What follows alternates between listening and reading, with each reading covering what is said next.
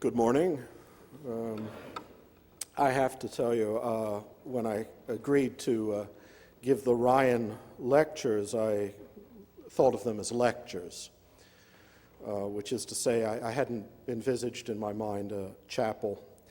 And as a result, I feel I should give a sermon now. But I have two resolutions I live by. One is never to preach, and the other is never to wear a purple shirt in public. And I intend to remain faithful to at least one of those resolutions today.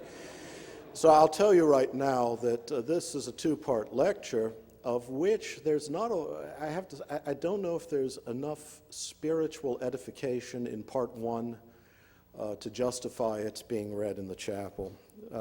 So you'll have to come to part two for the payoff, the theological part. And as autumn is upon us, I chose a nice cheerful topic, death, and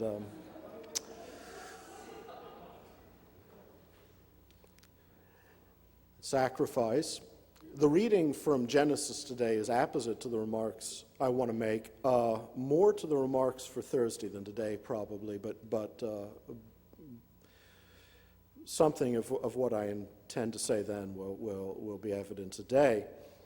You know, the ancient injunction some of you may be familiar with, memento mori, at one time, in the days of the Republic and the Empire in Rome, were whispered by a slave into the ear of a victorious general in his triumphal chariot, and the phrase was adopted in certain Benedictine circles for the monk who wished to whisper those words to himself in his heart in the solitude of his cell. It's frequently translated as "remember that thou art mortal," which is what its special hortatory force may be, but the real meaning, the literal meaning, and I know that you're all quite fluent in Latin, the real meaning is remember to die. This is not, one would think, something we generally need to be told. At least as a purely practical counsel that seems to lack any real urgency, given that most of us really have very little to say in the matter, and all of us will certainly prove equal to the task when the occasion presents itself.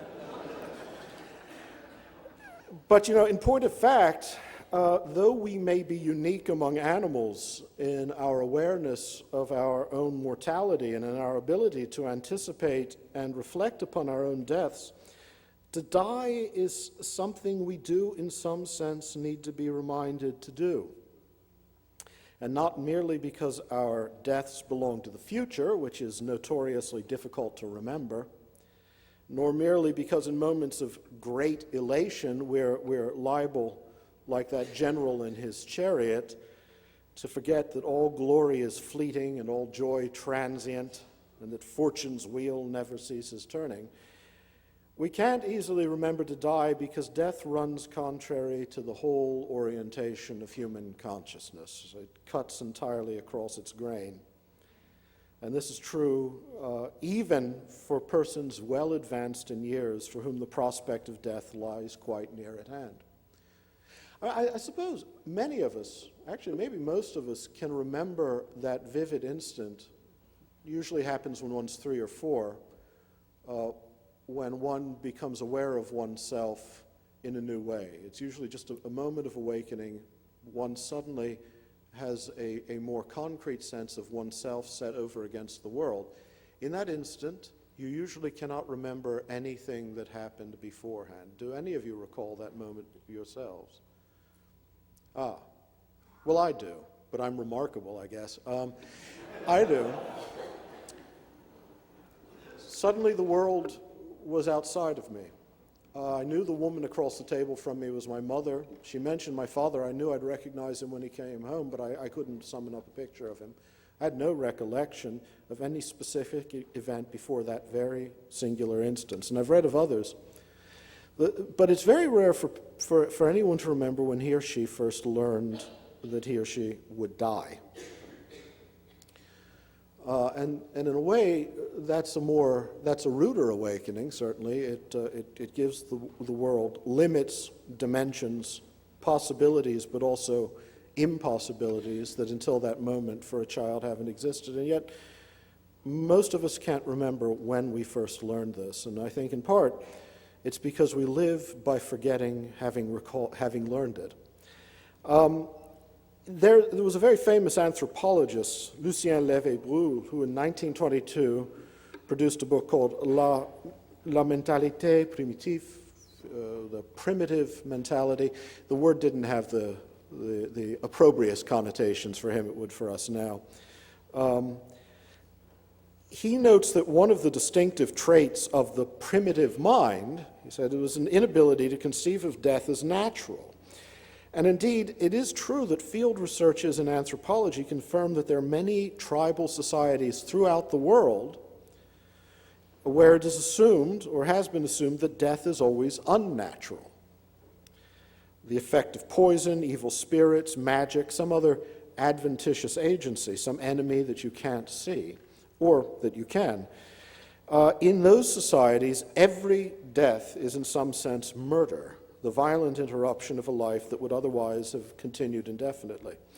Now, most of us, when we look at we modern persons tend to think that these are just unsophisticated persons, and they fail to recognize death as something natural and inevitable because they haven't had a sufficiently comprehensive education in organic chemistry or something.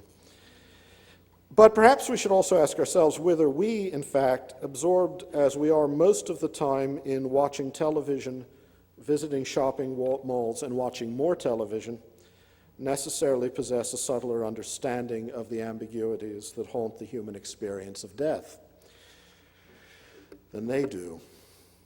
At some very profound level, this so-called primitive intuition is surely correct, and it's one we might share if we were more attentive to the conditions of experience. Simply said, death can never be wholly and unequivocally natural for us precisely because we are conscious of it. Hence, quite unnaturally, it takes on a meaning for us, even if we think that meaning is that it is just the end of all meaning. As organisms, we're subject, like all animals, to the inescapable circularity of natural existence, the pitiless regularity with which one generation succeeds another, the survival of some, the defeat of others, the ultimate extinction of all. But as rational beings, blessed and burdened with reflective consciousness, our existence is not simply circular or organic, but prospective, creative, open to the future. The horizon of human awareness is an indeterminate openness to the future, in fact, one that aims naturally beyond nature. We have projects, plans, expectations, ambitions, ideas that can't be contained within the present, designs that can be only gradually made real, desires that can only be pursued progressively. We're capable of novelty. We understand time as a realm of possibilities. We know there will be an end to all of our earthly striving. To be human is consciously to possess a future, to be able to turn one's will and imagination towards it. Death, therefore, always comes as an interruption for us, a guest anticipated but never really properly prepared for, and always arriving out of season. Before any death's arrival, a particular story was being told, one that has now been brought to an abrupt conclusion. And because our orientation towards the future is part of the very essence of our humanity, even a death long awaited, arriving late in the day, is still a kind of negation of human nature, a kind of ultimate meaninglessness. Now, obviously, one could just as well say that in another sense, death belongs to our nature in a way that it can't for other animals. that only our consciousness of being finite makes us capable of having stories to tell and therefore to interrupt, that we alone enjoy the privilege of approaching our deaths with our wills reconciled to its inevitability and our expectations shaped by the limits it sets, that the terror, anxiety, or resignation with which we regard our own deaths gives shape, purpose, and some degree of exigency to how we conduct our lives. And so in that sense, death is part of us. In any of your classes, have you studied Heidegger? Any of you?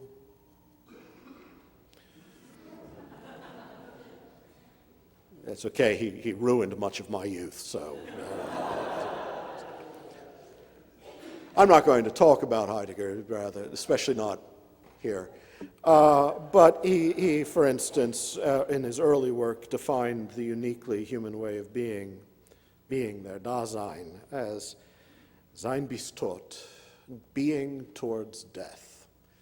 His early, the existential comportment of each of us towards the ultimate possibility, our own ultimate possibility that no one else can share. Each of us, the power that each of us has to take his or her own death upon himself or herself, and thereby to act with resolve. It gets a bit silly in Heidegger, actually, but he has a point.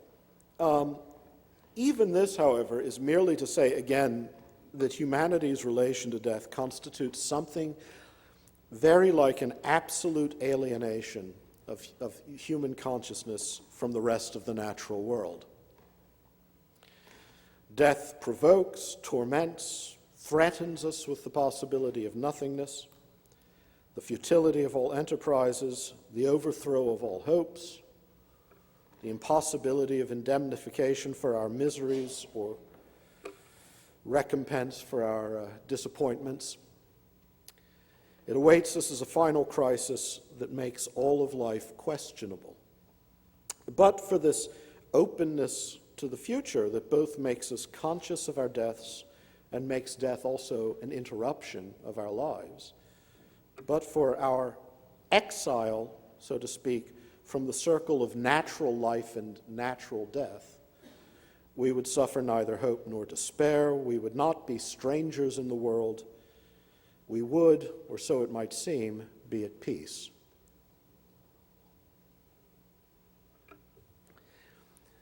This is why a number of fairly respectable schools of modern thought in the 19th and 20th centuries took it as more or less self-evident that religion came into existence primarily because of the disquiet our mortality occasions in us. The great modern masters of suspicion, especially, tended to assume that any accurate etiology of religion would lead back ultimately to this sort of pathetic human longing for some kind of compensation beyond the grave, some final reward or release from suffering, and that the religious impulse in human cultures rises principally from a deeply felt social, psychological need to make the burdens of existence more tolerable and the fear of death less agonizing. Marx said that religion was essentially the heart of a heartless world, the breath of pity in a universe of anguish, the tender opiate that soothes the misery of suffering and hopeless humanity. Actually, it's actually a very tender passage in Marx. It's not actually a denunciation of religion. He just saw it as the sad outcry of alienated humanity, which had to be overcome by creating social justice. As such, it will necessarily vanish as social alienation is progressively overcome. For classical Marxist theory, this is a structural judgment upon religion as an established, observable institution, but it's also something Marx is saying that's where he thinks religion came from. Freud also regarded religion as an illusion that will or should in the fullness of time melt away. And he said over and over and over again that the origin of religion was principally the fear of death. And this wasn't a daring speculation or outlandish. It was a natural extrapolation from the experience of some of the sort of middle-class religion he saw about him in Vienna. And yet, that said, Marx and Freud and those who agree with them on this point were and are most certainly wrong. Keep playing with this.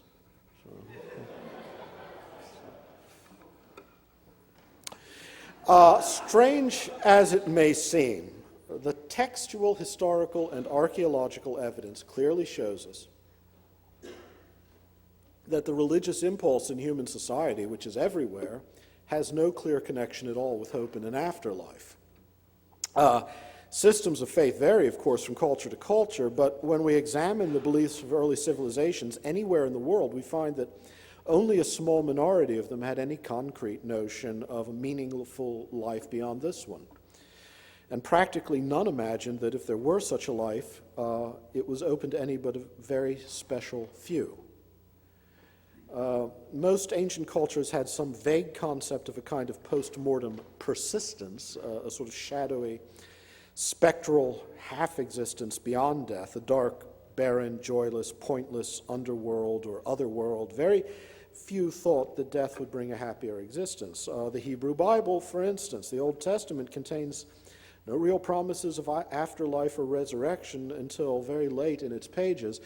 In fact, since you're, I think, all Protestants, very few such promises at all. I'm Eastern Orthodox, so we have books in our version of the Old Testament that have slightly later, more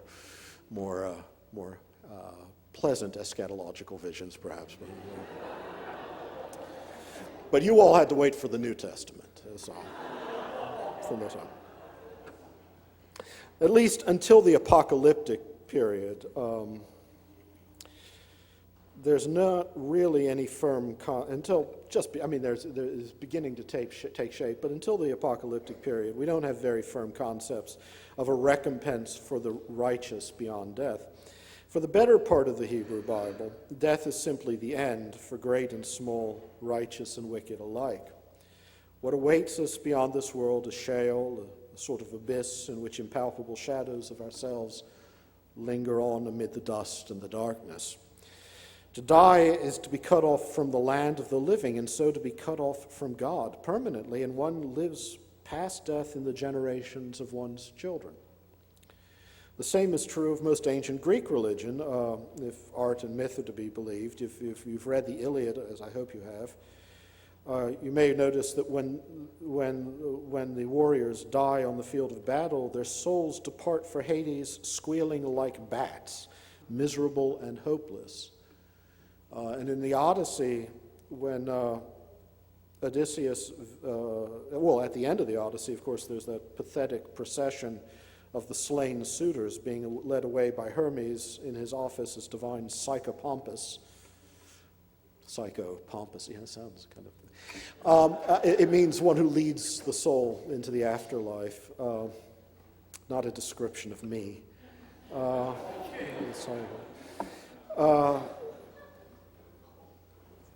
But again, in the Odyssey, there's the famous visit to Hades by Odysseus, and and everyone, great and small alike, is there, and the desolate, thirsty phantoms who dwell there are summoned, are tempted with sheep's blood poured in a trench.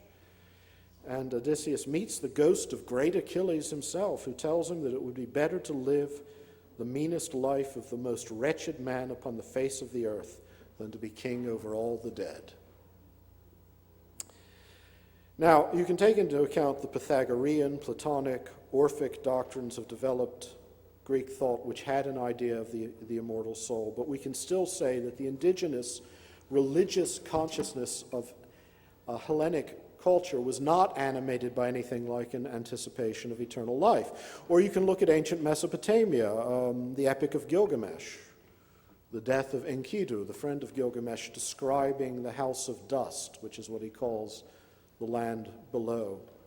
Or Gilgamesh himself desperately seeking eternal life, going to speak to Utnapishtim, the Akkadian, Sumerian Noah, to secure from him the secret of endless life, but he doesn't get it because the plant that might have given him long life is devoured by a serpent when he is washing himself, and he simply has to return to his home, the mighty city of Uruk, and take consolation in the greatness of the wall he has built there.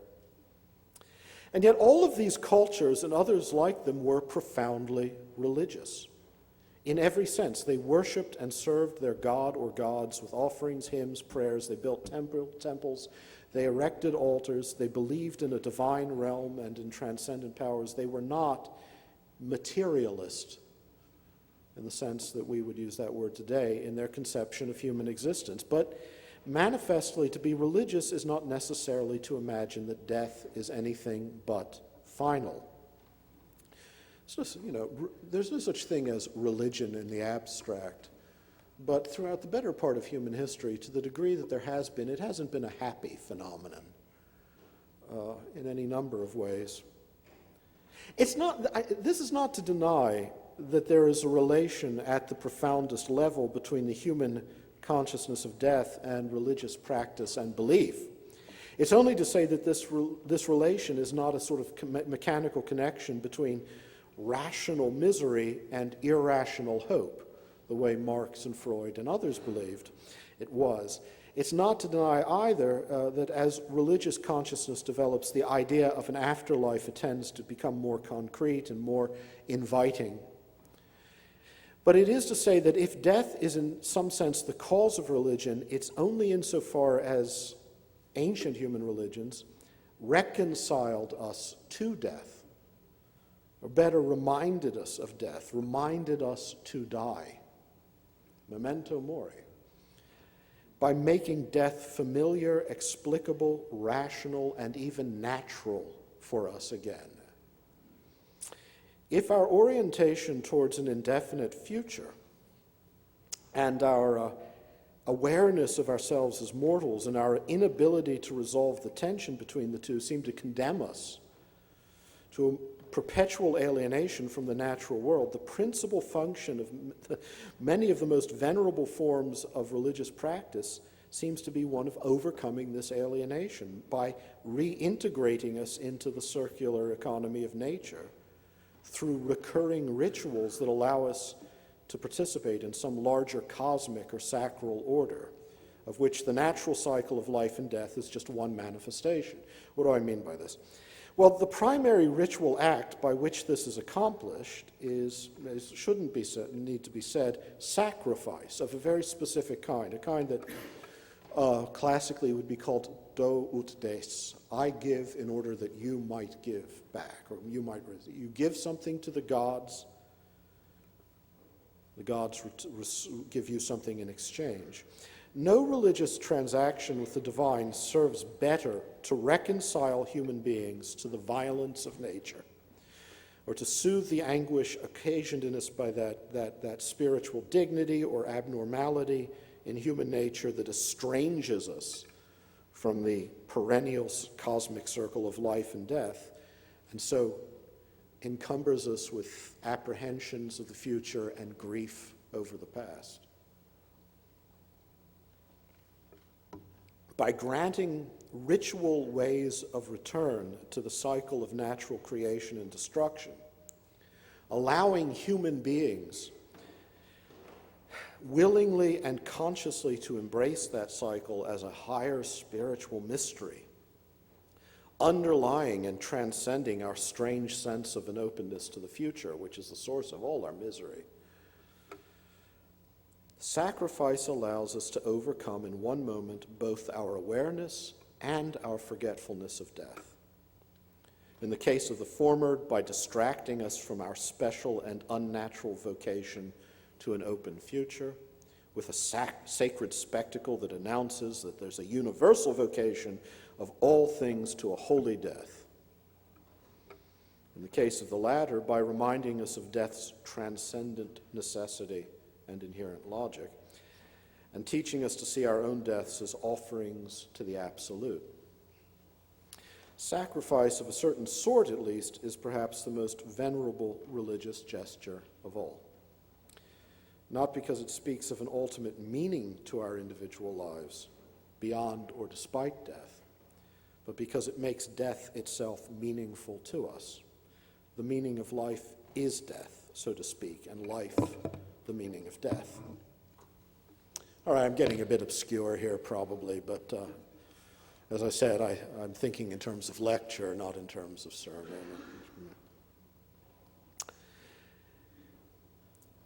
Let me just say that this sacrificial sense of reality leads in later religious developments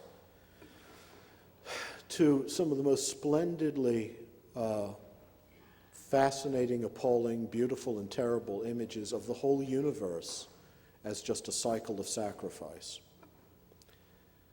A great cycle of feeding, gods and mortals both being bound together, preserving life through a complex system of balanced transactions with death, all governed and disposed by the inscrutable power of fate. We feed the gods, or our ancestors, who require our sacrifices, and then they preserve us from the forces that they personify or give us some measure of their power back. An especially grand and horrible expression of this cosmology, and again, this goes to my point about religion not being a pleasant thing,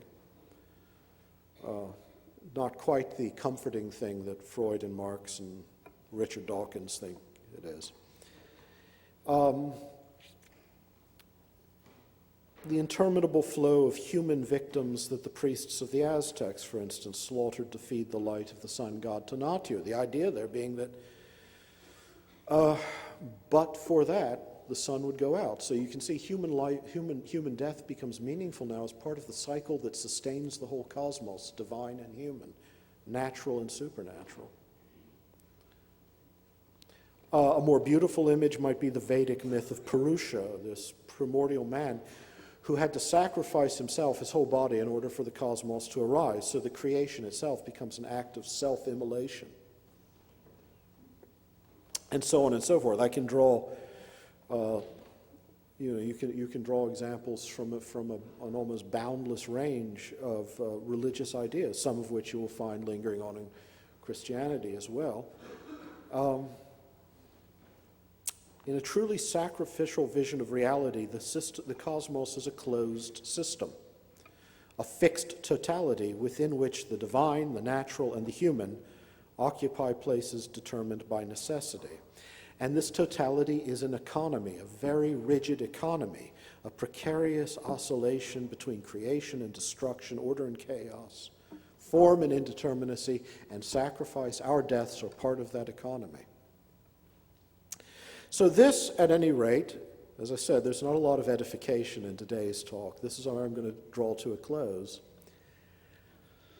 This is one definition of religion, in the broadest sense, anthropologically speaking. A system of beliefs and cultic gestures that proclaim the absolute necessity of death and finitude, and that allow men and women to become willing and conscious participants in and contributors to the sacred order of the cosmos. Ritual sacrifice in such a universe is an attempt to contain nature's violence, its wanton violence, within religion's methodical violence, to civilize it, to make it familiar, to draw upon its power.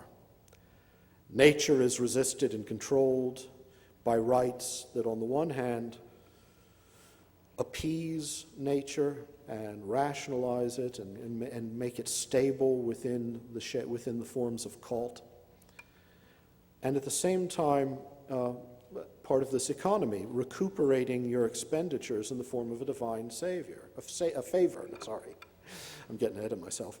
A numinous power that reinforces the regime, sacred, social, political, and cosmic, that sacrifice serves. In this way, the violence, say, of the city in the ancient world is legitimated by a religious appeal to the violence of nature. And humanity learns, gratefully no doubt, to be reconciled to both kinds of violence, human and natural. There's an ethos here of what I could only call sublime surrender, and it brings great peace. It allows for all the extravagances of the festive and the tragic, and ecstasy and sorrow, rapture and resolve, all the joyous or fascinating things of religion, but in the end, it teaches one to accept one's place within an order to which even the gods are subordinate. So religion in this sense really is an opiate. It is an embrace of nature's deepest joys and deepest violences in a sort of peaceful, serene surrender. Humanity, absorbed in the dramaturgy of sacrifice, learns to find the meaning of life in life's surrender to death. One learns that to offer oneself, all those whom one loves, indeed, the whole world of living things up to the abyss without protest, or protest even, knowing that the delicate balances of the universe would fail, the sublime logic of nature and history alike would disintegrate, the very light of heaven would die away if we didn't make these oblations to the night.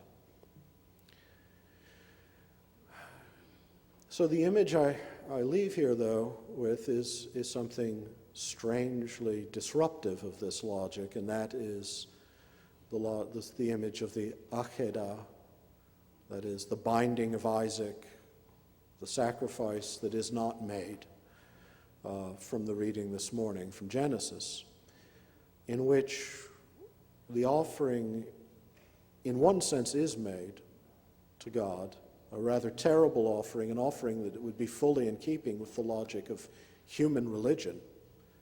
And yet, instead of God accepting the gift and restoring and responding to it with a gift of another kind, power, long life, blessing, whatever, God stays the hand of Abraham and gives back again that which Abraham was to sacrifice, his beloved son. And the victim is restored. There is a profound reorientation of religious consciousness and meaning in this story,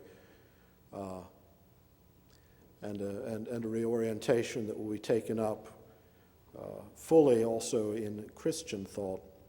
But as I said, all of that has to wait until Thursday, when no doubt you'll all return here to see what outlandish color shirt I might wear then. So I'm going to leave off here and promise you more theological substance 2 days hence. Thank you.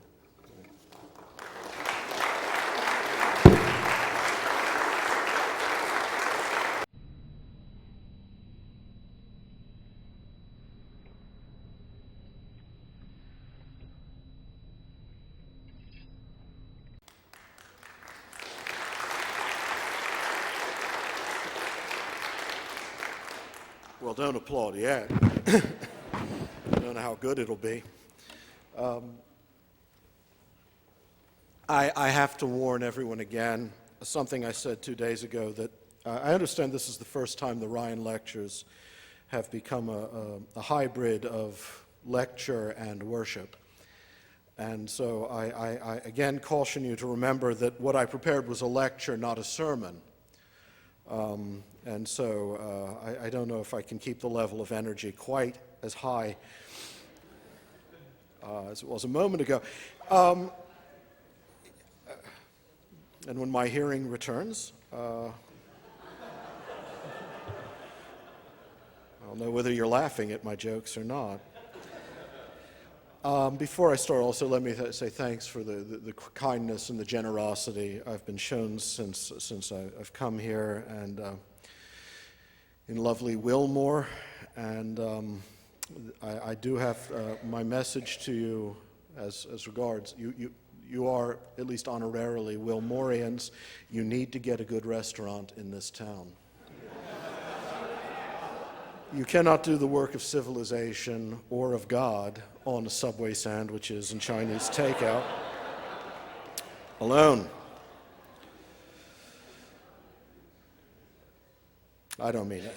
maybe the tone of levity is inappropriate, but as I said, I don't want to deceive anyone that I'm about to give a proper sermon, because I want to pick up from where I left off on Tuesday, and I hope most of you or all of you were here then when I sort of made my way towards that brilliant cliffhanger about the Akedah, the binding of Isaac, and the shift in paradigm from an older, a more universally recognizable human understanding of sacrifice and religion, and how sacrifice is that essential religious gesture that throughout the cultic history has served chiefly to reconcile human beings to death, not to give them a hope necessarily for what lies beyond death, but quite the opposite, to teach them to overcome their forgetting of death by returning to the sort of circle of life and death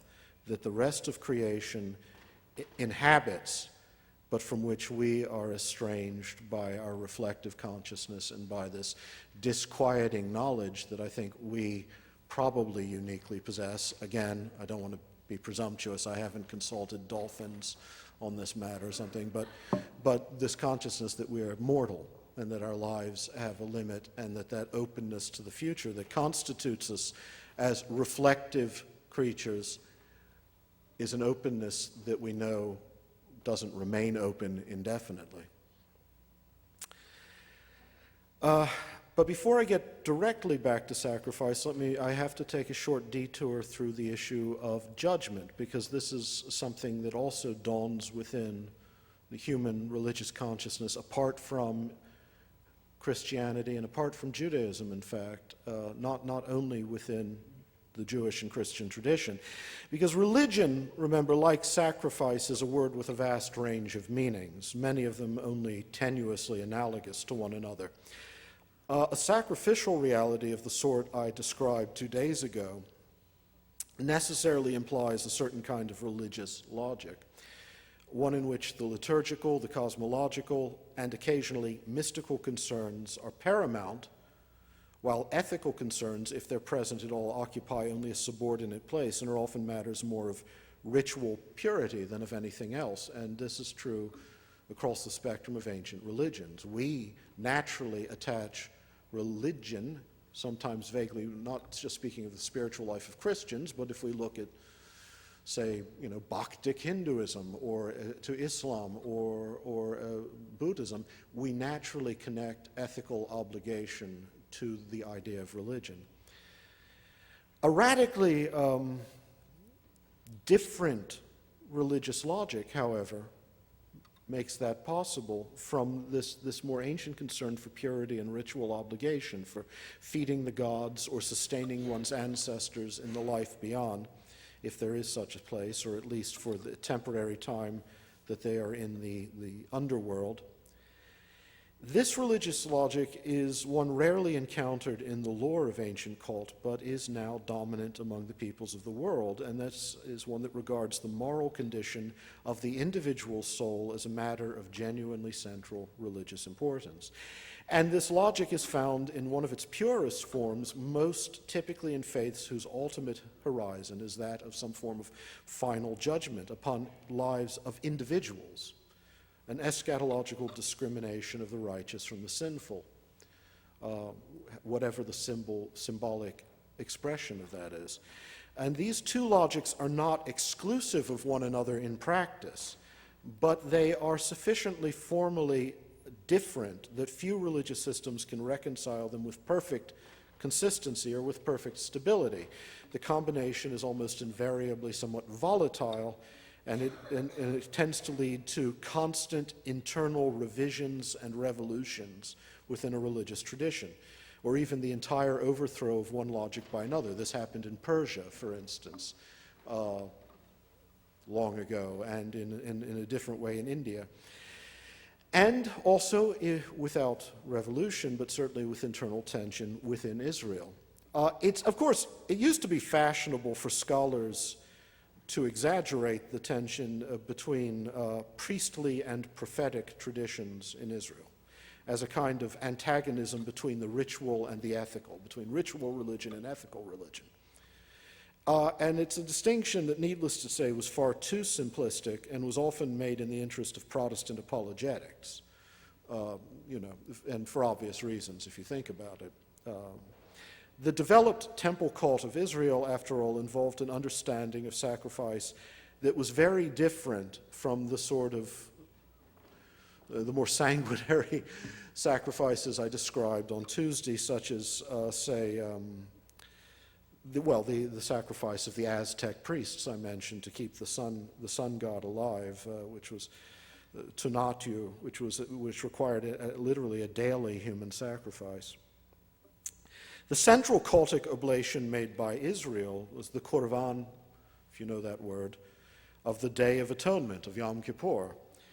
It was not simply an exchange of goods for services, but a ceremony of reconciliation and purification, of repentance and forgiveness. And again, I emphasize the word sacrifice we use to cover a huge range of practices and ideas, sometimes too indiscriminately.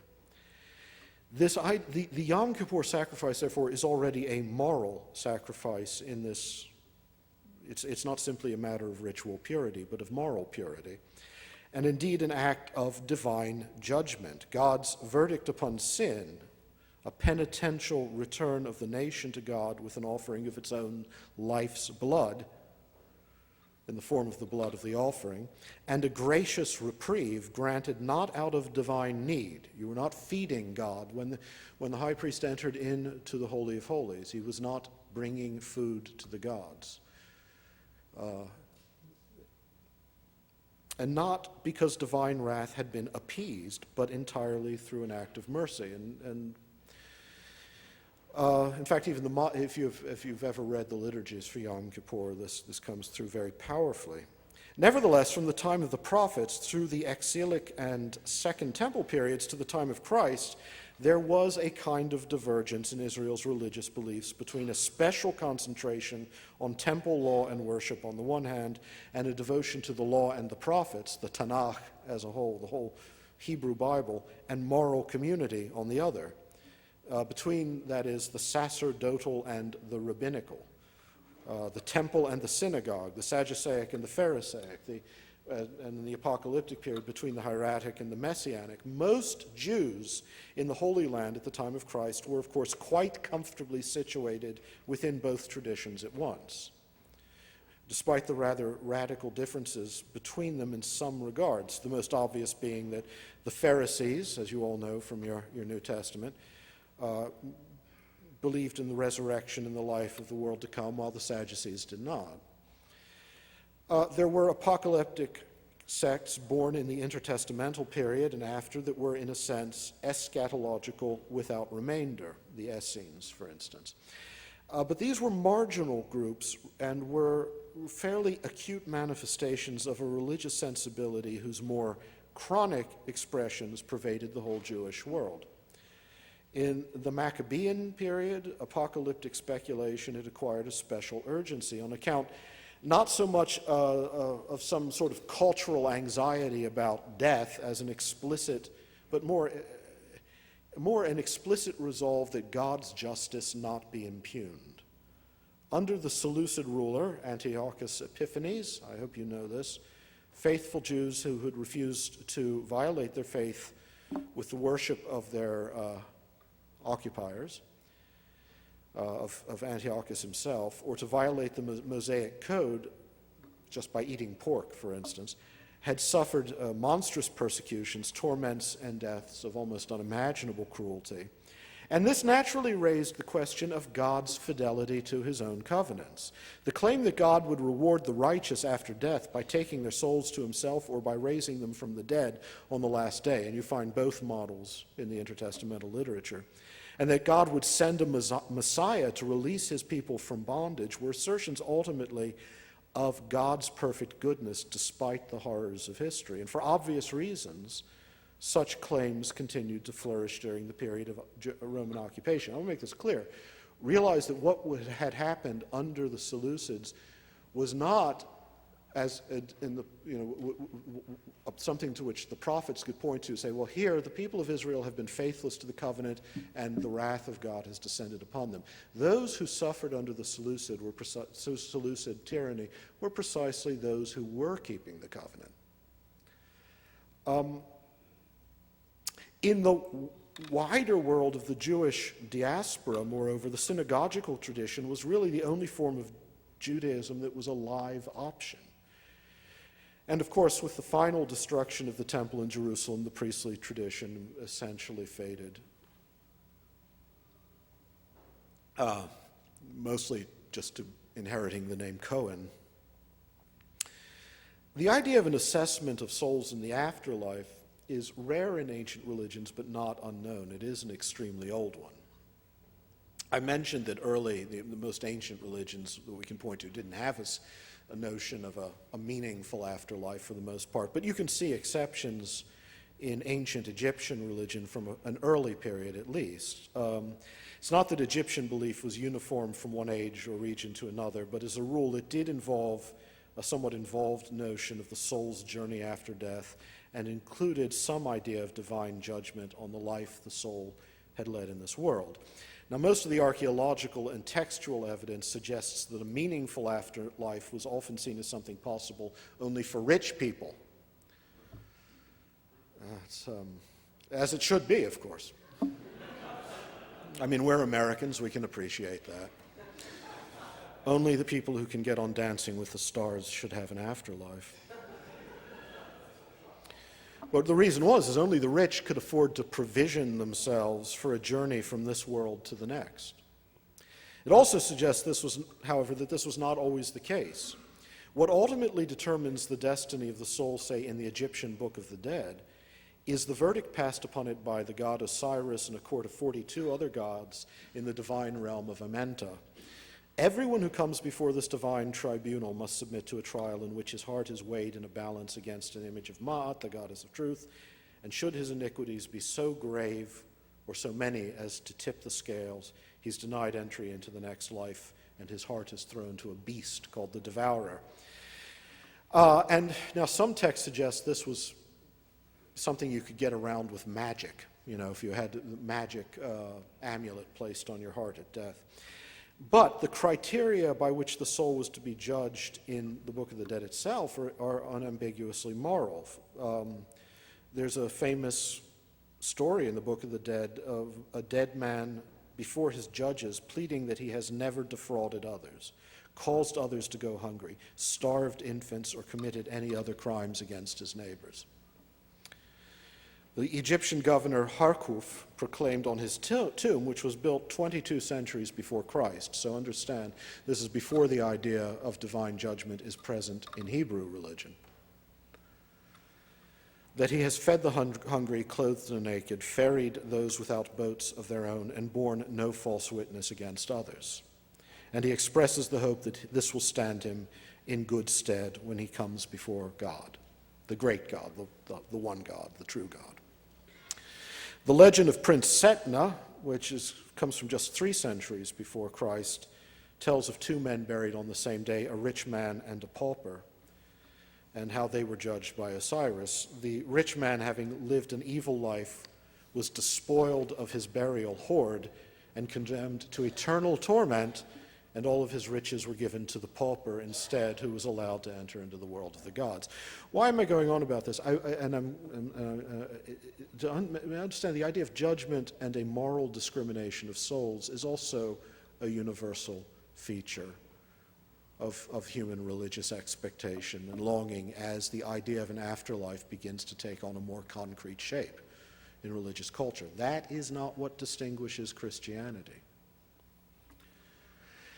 And in point of fact, if you're going to go through a sort of genealogy of culture, the idea of resurrection enters into the apocalyptic period in Judaism, many scholars will argue, because of the influence of the Persian occupiers, the Persian rulers of the end of the exilic period and after.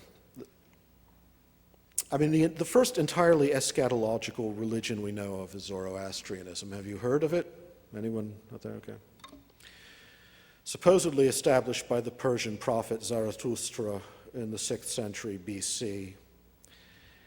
And the idea of a final judgment was absolutely central to his creed. He went so far in abandoning that sacrificial cosmology I mentioned to you on Tuesday of Indo-Iranian, what was Aryan culture, Aryan in the proper sense of that word, just meaning the linguistic group that settled North India and Persia, or probably settled.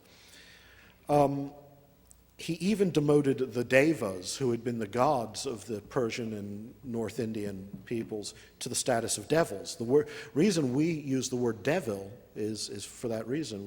The words, divine and devil come from the same Indo-European root, because the word was used both for gods and demons.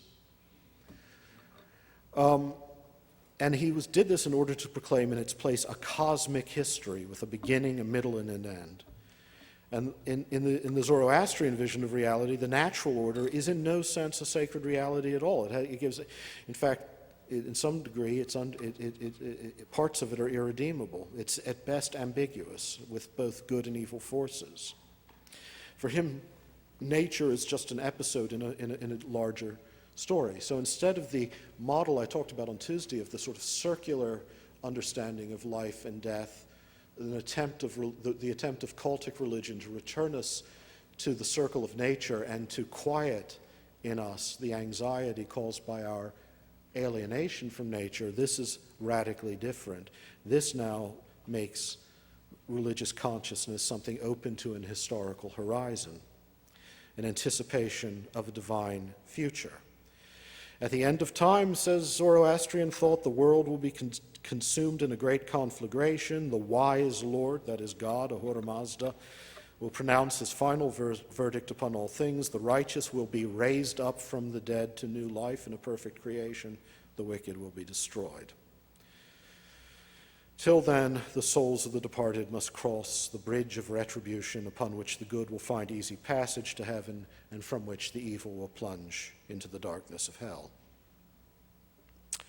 And I think there's no doubt that at least the symbolic, the imagery of Zoroastrianism was adopted in apocalyptic versions of intertestamental Judaism, which also began to think in terms of a last judgment, of a final battle, a discrimination of good from evil, light from darkness. Whatever else we can say about this, it constitutes a radical reorientation of religious consciousness away from the perennial repetitions of cosmic time and towards some great defining crisis of cosmic history, as well as a special crisis for the individual soul. That older cultic form of sacrificial religion, really, the individual soul is not what's at issue. This sort of religion offers none of the impersonal, sublime, tragic solace, the cosmic fatalism, none of the sort of narcotic side of sacrificial cult. With its seemingly limitless requirement of moral labor on the part of the individual, it can quite easily replace religious comfort with religious terror, the sense of an obligation never met, a mission never quite discharged, a hope never entirely certain. In a sense, this sort of faith awakens human beings from the slumber of mere cultic religion and reminds them again that they are at most resident aliens in the world of nature. On the other hand, though, the idea of a final judgment has the power to infuse every moment of existence with an eternal significance, to raise human beings out of the turmoil of mere organic existence to the full dignity of moral creatures, and to transform the contingencies of individual lives, which are very mundane things usually, into occasions of transcendence and spiritual achievement. The idea of judgment, then, you could say, for many of these ancient religions, and then especially Judaism with its prophetic tradition of moral labor on behalf of the orphan and the poor, of the widow and the outcast, liberates the soul from the world and for the world, with a force not only absent from purely cultic religion, but somewhat subversive of it. Now, I'm still not talking about Christianity. You may be getting impatient.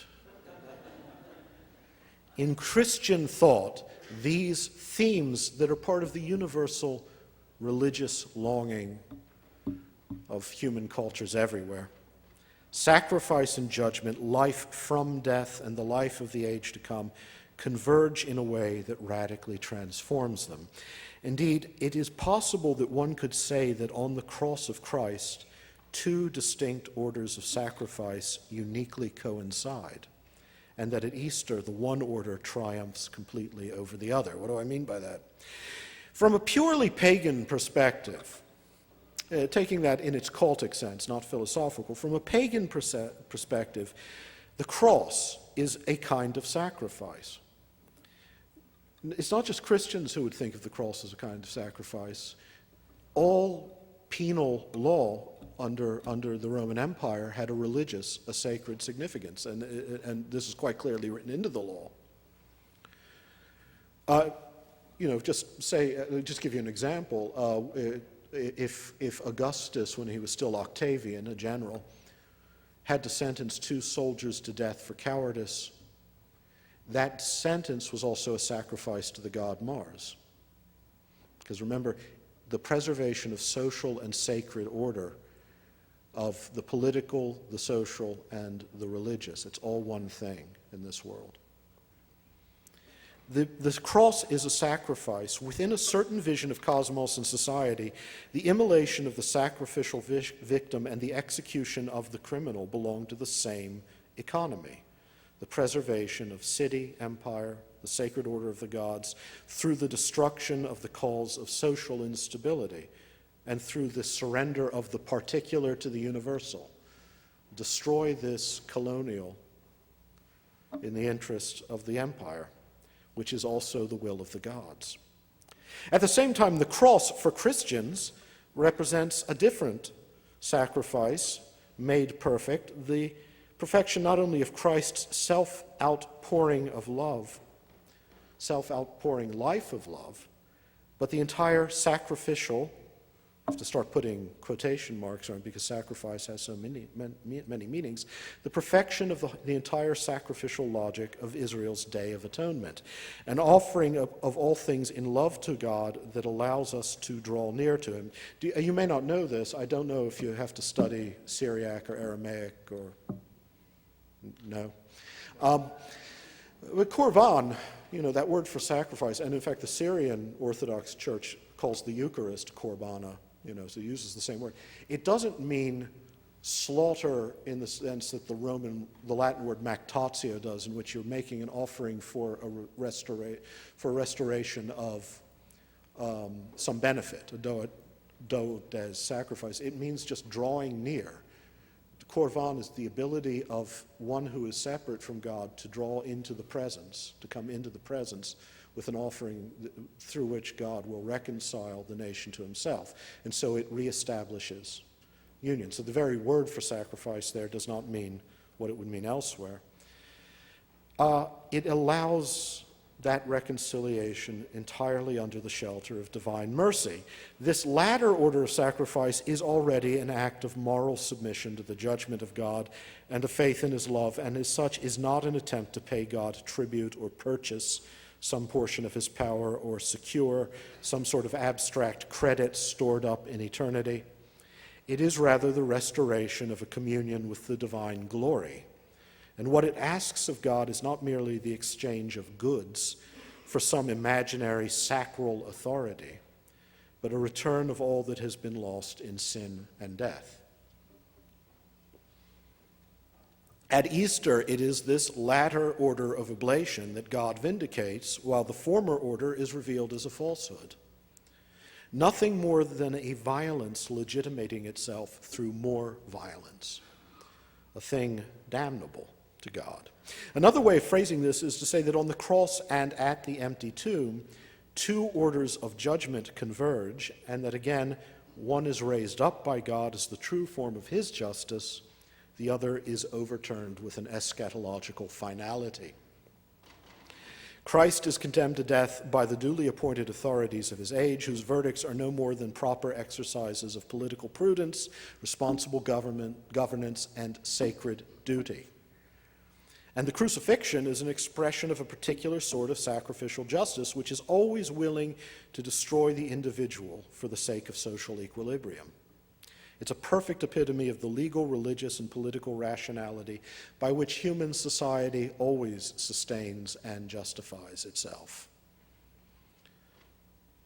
We still do it today, rather more often than we care to admit.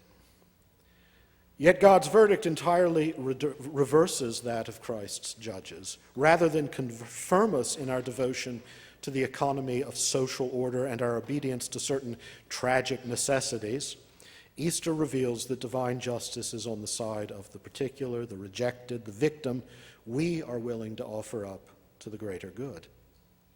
In any event, one can scarcely exaggerate the scale of the disruption of many of humanity's most cherished religious expectations that the Christian proclamation of Easter constitutes. There could hardly be a more disorienting claim than that the resurrection, the eschatological horizon of history, the act of divine redemption that lies entirely outside the circle of nature, the kingdom of God beyond the reign of death, has occurred suddenly and incredibly within the very heart of history and nature in a way that breaks them open from within. It is, of course, obvious that Easter runs contrary to nature as we understand it and subverts the natural logic of sacrifice. After all, there is no older religious wisdom than the one that teaches us the sacred necessity and irreversibility of death. And a victim once offered up to divine or human order is meant to be transformed into some higher, more abstract good, not returned again in his own particularity, glorified and vindicated over against the powers that destroyed him for the sake of a higher good. In a sense, the resurrection is every bit as much a disruption of sacred history, though, and of eschatological expectation. History, it would seem, is not simply the time prepared for us before the final judgment, the occasion of moral labor before the appointed end. The judgment has already come, out of season. History's great crisis has appeared now in our midst and rendered all our certitudes concerning the cosmos and history untrustworthy. Time itself is fallen. Its ultimate consummation is not simply the final expression of a truth it already possesses potentially. Rather, nature and history alike are enslaved to a false story which lead towards absurdity and nothingness. The history that God confirms as the path of his truth is the unique story of Christ. From the incarnation to the resurrection, that is the story he raises up and seals with his eschatological verdict. And so he also pronounces his final verdict upon the fabulous tales that humanity tells about itself and upon the historical logic that leads to the building of crosses. Time is to be redeemed, it turns out, and so it must be invaded by God's logos, shattered and restored by the advent of God's kingdom. The judgment of God will not be a final confirmation of the total synthesis of history or of their various moral positions before an omnipotent justice, but the event of an unmerited salvation that comes through grace. And our hope now is the power of the Holy Spirit to integrate our lives into that one true story that has been raised up over against the false story that we together have composed. So more radically, this is the point I want to make, far more radically than a more linear eschatological creed ever could, than, say, Zoroastrianism for all of its interesting features, the Christian gospel deprives us of many of the most dependable resources of religious solace. Of the old cultic religions. Death, our immemorial antagonist, which religion had made familiar to us and even meaningful for us at the cost of so much cultural labor and so many victims, has become a menacing stranger to us again, essentially meaningless, except insofar as it becomes the occasion for divine grace. This undoubtedly robs us of the desperately needed comfort of a certain kind of spiritual complacency, a sort of ease of conscience before the tragic immensity of fate and necessity, which has the power to grant us a very real respite from the anguish of life. I mean, the cultic notion of reintegration into the cycle of life and death brings comfort. It brings peace, or should. We're no longer allowed that peace. We cannot look upon death, our own or that of those we love, or even that of those to whom we are indifferent or whom we hate, as an expression of a higher cosmic justice or of a sacred economy, but are called to believe that sin and death are a ruinous distortion of creation, that we can never be reconciled to the destruction upon which nature and history alike inevitably depend, or consent to the verdicts that nature and history alike pronounce upon us and others. The moral vocation of the soul in light of God's judgment has now become infinite. We're required to struggle not only in obedience to the rationality of cosmic and historical time, but in defiance of them, in absolute fidelity to an event that has inverted many of the most fundamental certainties of our existence. In a sense, the resurrection of Christ, understood as the revelation of God's final judgment within time, calls humanity to a second naivete, a post-religious return to that primordial intuition of death as something unnatural. That's where my lecture began on Tuesday. If you've forgotten, then you've lost the sublime symmetry of this lecture. A return, consequently, to our inextinguishable disquiet before the power of death to interrupt our natural orientation towards an unlimited future. That disquiet emerges as a sign of a created predisposition to grace. It's the original agitation of a spiritual summons to a kingdom not of this world, to the eternal life of a renewed creation. In the light of Easter, however, that original anxiety is transformed into a kind of spiritual bliss. For what God raised up on Easter was the deified humanity of Christ, and he thereby revealed that the true story of our humanity is that of a true union between humanity and God, a marriage of the finite to the infinite, a divinization of the creature in Christ, or as you Wesleyans would say, sanctification. Sanctification. But as the Bible would say, taking on the divine nature.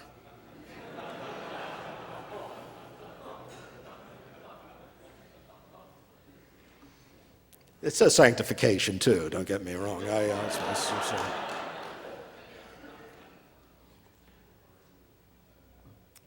So, in closing, as revealed in Easter, God's judgment on humanity is a call to an inexhaustible experience of the intimate presence of God. The only truly natural human destiny is made known to us in our ontological vocation to the vision of God, or to the nuptial union of the divine and human natures in those joined to Christ. One of the most exhilarating theological attempts to capture this mystery, by the way, just mention one of my favorites, is a single metaphor from Gregory of Nyssa, the great 4th century church father, who defined the union of the soul with God as one of eternal epektasis, an everlasting stretching out of the finite into the infinite, an endless ecstatic growth of the soul into that which always infinitely exceeds and infinitely beckons it. It is amazing. Gregory talks about this passage from glory to glory in this life and beyond this life, and yet he never seems, very rarely do you know where the division is. It's as if death has been entirely forgotten. For Gregory, this pilgrimage has the character of a pure future in which memory is always being assumed to an ever greater anticipation of a grander adventure, prompted by love and blissful desire rather than tragic anxiety or painful recollection or egoism. It's this very openness to the future that renders death so tormenting, in a sense, our openness to the future a mystery. It's this openness to the future that renders death so tormenting, and that religion was supposed to deliver us from, has now shown to be the deepest truth of our nature and the mark of a divine destiny. The true meaning of our life, it turns out, is its openness to God's eternity, a meaning revealed to us by a divine judgment that has made that eternity at once the proper content of our historical memory, the correct measure of our created nature, and the true object of all our hope. And that's it.